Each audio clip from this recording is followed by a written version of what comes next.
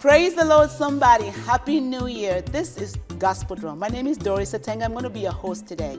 Today we have a woman of God who has something interesting to share with us about what God is doing in her life. We'll take a break and we'll be right back. Stay with us.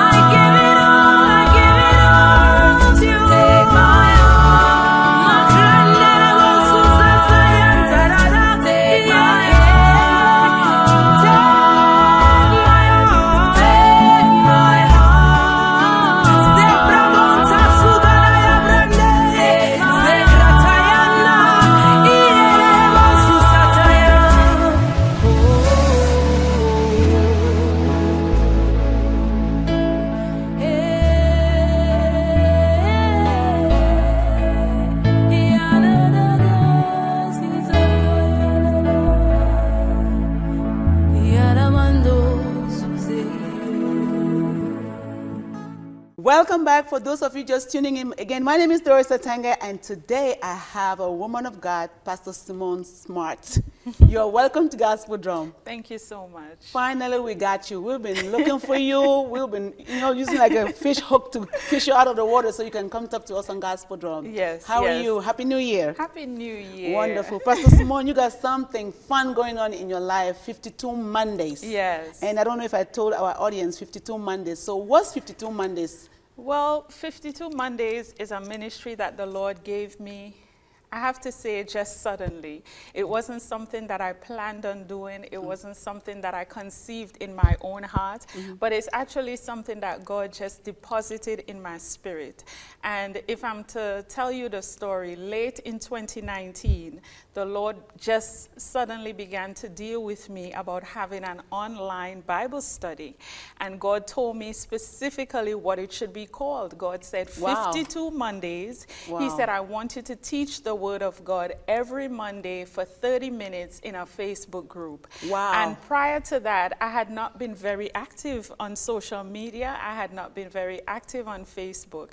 But when God said this to me, I started, you know, paying attention to Facebook. Did you feel uncomfortable though? Because a lot of people have this impression that Facebook, social media is not a good place to be. So did you feel uncomfortable when you heard that? No, I wasn't comfortable at all. You know, God was making me step out of my comfort zone, as a matter of fact, because I consider myself to be a private person, especially when it concerns my life and my family. I don't feel like social media is the place to put myself out there. You know what I'm saying? I have my own circles going on in my life, and I'm quite comfortable with that. And I never really saw the value of interacting with strangers in an online platform. But you know, here was God challenging me. He was saying to me, Simone, I want you to teach the Word of God. I want you to put it out there. And he set a Facebook group. Now, a lot of people, I set up a private Facebook group, and a lot of people were like, well, why is it private? Why is it not public? But you know, the way the Lord ministered it to me, it's almost like church, and it's a community. And you know, I don't believe that God wanted me to, and I'm just going to say it like this, cast my pearls before swine. You know, because basically how God showed it to me is that 52 Mondays is about discipleship. God wasn't calling me to minister to the lost. He was calling me to minister to the body of Christ. Thank you for that explanation, because I was thinking it's for everybody. Well, I mean, a lot of people can be ministered to from it because it is the Word of God. And even though the group has been set up as a private group, anyone could add anyone. So it's not really that private, you know what I'm saying? But it is a platform whereby we teach the Word of God for spiritual growth and development, so that believers could mature, so that they could develop, so that they could step into their purpose and their calling, so that they can do the things that God has been challenging every single one of us to do. And you know, God used my husband and myself because he teaches on 52 Mondays alongside me. Wonderful. Initially, it was just me. You know, God gave me this word, but I was like, you know, when God called me to the ministry, he called him. When God called him to the ministry, he called me. So we're used to doing things together. And, you know, I convinced him, let me put it like that, you know, to join me on this platform, because I believe, of course, that he has something to add. You know, he has something to contribute to the body of Christ as well. And so the group has grown. I started out inviting the few friends that I had on Facebook. And the group grew to, at the ending of 2020, it was over 200 members. Yes, and we teach the Word of God every Monday night live. 200 people don't tune in every Monday night, but over the course of the week, people go back and they watch the videos. And you know, I just believe, God, that people's lives are being blessed and transformed by the ministry of 52 Mondays. And you know, that's beautiful. That's beautiful. And this is the fun part. 2019, when God was giving this instruction, did you know about people being grounded? No. I mean, I had no idea what God was going to do with 52 Mondays. I just felt like this was an opportunity for God to challenge me as a minister of the gospel to actually be preaching the Word of God, teaching the Word of God, and be putting the Word out there. You know, I always say our responsibility as the fivefold ministry is to put the Word out there, is to minister to people. That's our responsibility. And I just initially saw it as an opportunity that God was giving to me to be preaching the Word of God. I had no idea that COVID-19 was going to happen in 2020. So I always say that 52 Mondays started BC before COVID. There you go. It started BC before COVID. Right. And so our very first Monday was the first week of January. So this first week of January is a year since we've been doing 52 Mondays, right? Good. And so we launched out, and by March, COVID was on the scene. Wow. You know, it was on the scene to the point where churches were shutting down, where people weren't able to gather in their churches anymore. And so this was an opportunity for us to really strengthen believers during a time of chaos and crisis. You know, we were putting the word of God in people's hearts. We were dealing with the fear because so many people were afraid of what was happening, not just in the U.S., not just in the Caribbean, not just in Africa, but all over the world, you know. And within the group, we have people from all over the world.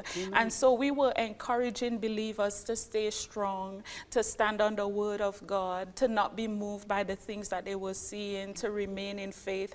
And you know, we continue to pray, we continue to encourage people, and yeah, here we are today. Amen. And you know, one of the things that 52 Mondays really taught me is the importance of discipleship and the importance of pivoting, if I could put it like that.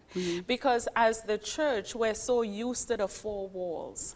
And we're so used to the building. And here was God saying that I'm removing the walls and I'm removing the building from your worship, from your fellowship with God, from your relationship with God. Now, in this season, do you have a relationship with God? You know, it was almost like God was saying to believers, I want you to have church in your own home. Absolutely. In your individual life. Do you know how to maintain your relationship with me without the church, the building itself? You know, and I feel like 52 Mondays played a role in that, because here we are discipling people on social media. You know, the gospel message doesn't change, but the methods that we use to promote the gospel. Over time, we have to remain more relevant.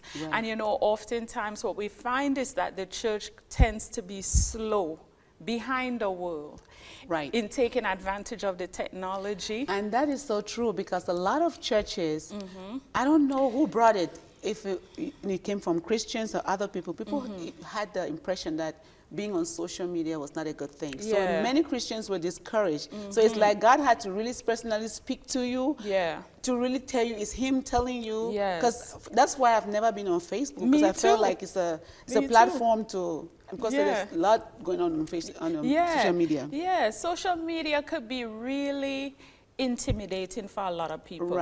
Because one of the things you have to understand is that people put their best pictures on social media. People put the highlight reels of their lives is what they put on social media. They don't show you the crisis, they don't show you the divorce, they don't show you the tears, they don't show you the bad things. They show you all the good things. And if you're not a person who is secure in themselves and know who you are in Christ, when you look through social media, you'll be like, God, what is happening in my life? You know, because look at all the great things that are happening to other people. But, you know, we can't be moved by the pictures. People put their best foot forward on social media, you know. And then we hear a lot of reports of bad things happening, just like you said, on social media, you know. So it's gotten a bad rap to some extent. But one of the things I would like people to understand is that it is a tool, and you use it to do what needs to be done. So it could be used for good and it could be used for bad. And I believe that God, you know, the technology exists for the kingdom. And we haven't been maximizing the use of the technology. We need to, exactly. Absolutely. So, you know. Tell me about preparedness, you know, because it's easy to go out, you know, out there, especially if you have the word of God in you. It's easy to preach, it's easy to talk. But how are you prepared within? Because the enemy will not just let you go because you're a woman of God talking. So how do you prepare yourself in being out there ministering the gospel? So I try not to put too much pressure on myself.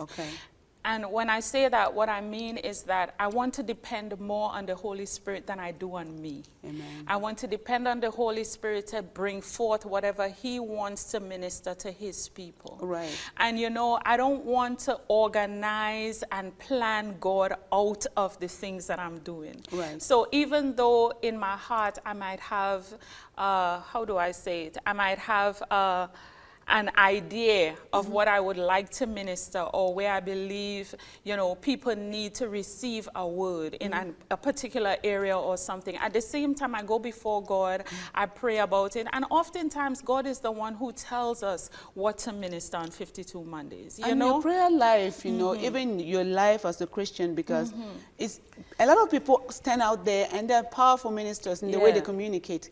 But their love walk is challenged. You know, their behaviors and attitudes off camera is a challenge, and the enemy just waits for a little hole, and then once you're out there, he lets you climb. You know, he takes you up, and then before you know it, so that's very it could be scary. And I always tell God that, you know, everything I do, my focus is on giving glory to God. And I don't want people to put me somewhere and then when they get tired of me, you know, they drop me. There's something in society today known as cancel culture.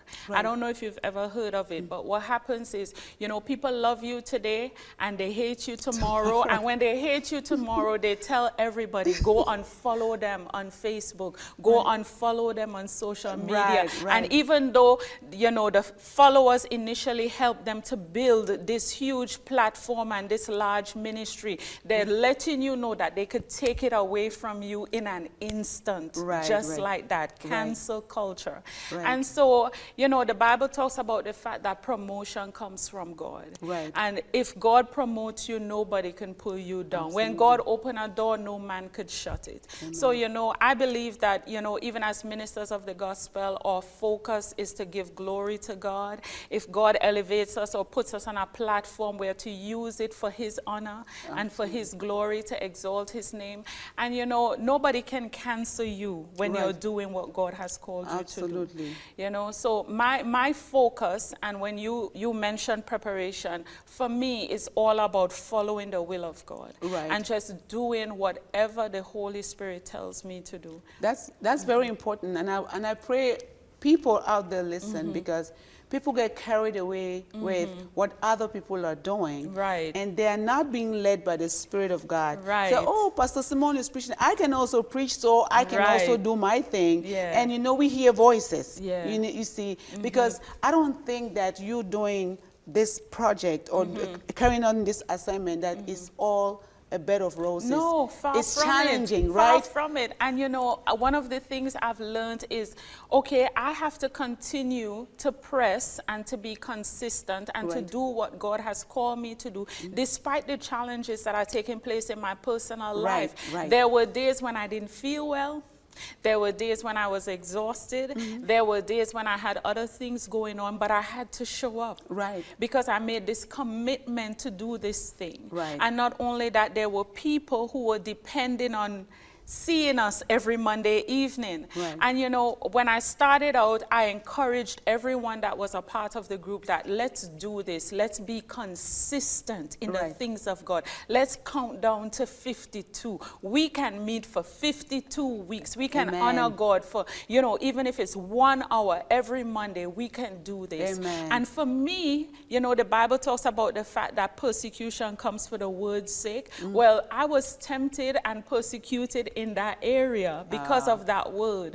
You know, there were challenges and obstacles and different things that would come up to try to hinder us from being there, from showing up every Monday. But, you know, by the grace of God, we were able to do it. And I just thank God. You know, we have an enemy, you know, and we have to recognize that we have an enemy and just continue to press so that we accomplish what God wants us to accomplish. I have one last question for you. So, what are you anticipating will happen this year? Do you have an idea? Has God told you? So at the ending of 2020, we continued to pray like, God, we're approaching week 52. So when we get to week 52, what's next? Do we stop? And you know, God hasn't told us to stop. So we're like, well, we just have to continue until God gives us another instruction. You don't stop doing what God tells you to do unless God gives you another instruction, right? So since God was, if I could put in quotes, silent on the matter.